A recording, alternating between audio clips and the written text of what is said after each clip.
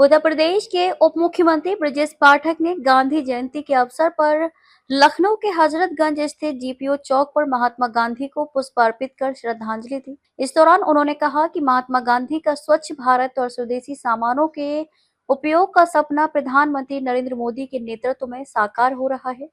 ब्रजेश पाठक ने कहा कि भारतीय जनता पार्टी आगे भी गांधी जी के विचारों पर चलते हुए देश के विकास के लिए काम करती रहेगी। आजादी की लड़ाई में संघर्ष किया, आज भी उनके विचार प्रासंगिक हैं। आज दुनिया उनके अहिंसा के जो विचार थे उनका अनुपालन करते हुए भारतवर्ष को उन्होंने जिस ऊंचाइयों पर पहुंचने का सपना देखा था, स्वदेशी आंदोलन के माध्यम से आदरणीय प्रधानमंत्री नरेंद्र मोदी जी लगातार उस मूवमेंट को आगे बढ़ाने का काम कर रहे हैं।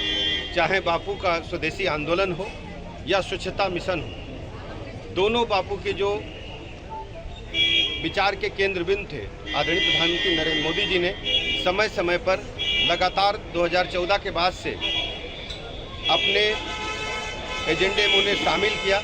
और आज हम देखते हैं कि स्वच्छता के बाद स्वदेशी आंदोलन पूरे देश में चर्चा का विषय बना हुआ है।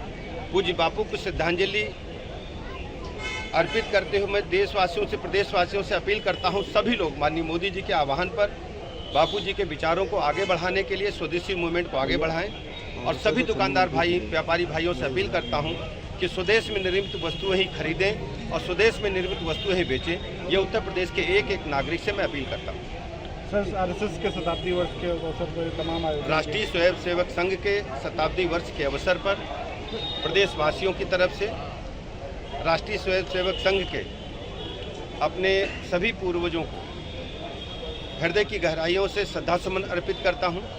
वास्तव में दुनिया में एक ऐसा संगठन आरएसएस के रूप में भारतवर्ष में काम कर रहा है जो राष्ट्रीयता की भावना के साथ ओतप्रोत होकर युवाओं की एक ऐसी टोली तैयार करने में सफल रहा है, बूथ स्तर से लेकर के ग्राम स्तर से लेकर के केंद्र राष्ट्रीय स्तर तक, कि जो भारत का जो मूवमेंट है, भारत की जो मैं कह सकता हूं वास्तविक आत्मा है, उसको राष्ट्रीय स्वयंसेवक संघ ने अपने कार्यों के माध्यम से जन जन तक पहुंचाने में सफलता हासिल की है। और सब लोगों का मानना है कि राष्ट्रीय स्वयंसेवक संघ ने विपरीत परिस्थितियों में भी भारत के एक एक नागरिक के साथ खड़े होकर के सिद्ध कर दिया है कि वास्तव में स्वयंसेवक यदि किसी से कुछ सीखना है तो आरएसएस से हम सबको सीखना चाहिए।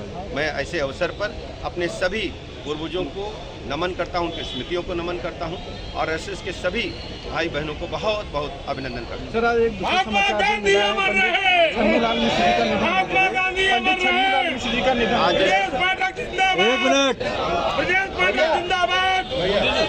आज पंडित छन्नूलाल मिश्र जी हम सबके नहीं रहे।